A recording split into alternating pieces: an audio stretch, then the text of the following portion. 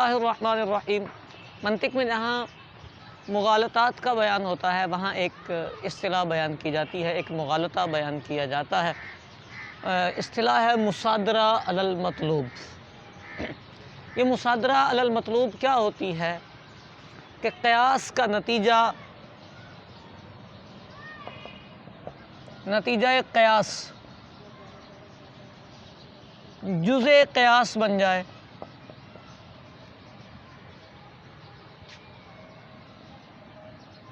نتیجہ قیاس جزء قیاس ہو، یعنی قیاس میں صغریٰ کبریٰ ہوتے ہیں نا، تو یہ جو صغریٰ کبریٰ ہیں انہی میں سے ایک قضیہ اس کا نتیجہ ہو۔ مثال کے طور پر ایک جملہ ہے الانسان بشر،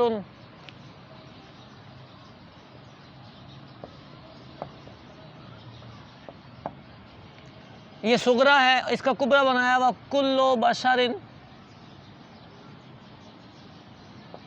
ضحک، یہ صغریٰ ہے یہ کبریٰ ہے، کہتے ہیں صغریٰ کبریٰ ملائیں، حد اوسط گرائیں اور نتیجہ نکل آتا ہے۔ اس کا نتیجہ نکلتا ہے الانسان ضحاک،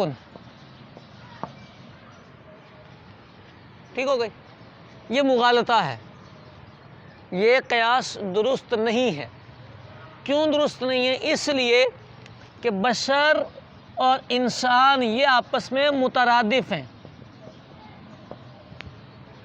بشر اور انسان آپس میں مترادف ہیں۔ لفظوں میں قیاس بنانے کی کوشش کی گئی لیکن مغالطہ دینے کی کوشش کی گئی، الفاظ کی ہیرا پھیری کر کے مغالطہ دینے کی کوشش کی گئی۔ جو نتیجہ ہے وہ بعینہ موجود ہے قیاس میں، جہاں لکھا نا کل بشر ضحاک، اس کا یہ مطلب ہے الانسان ضحاک، بشر اور انسان مترادفات میں سے، جو بشر ہے وہ انسان ہے، جو انسان ہے وہ بشر ہے، لہذا یہ کبریٰ عین نتیجہ ہے۔ اسے کہا جاتا ہے مصادرہ علی المطلوب، یعنی جب نتیجہ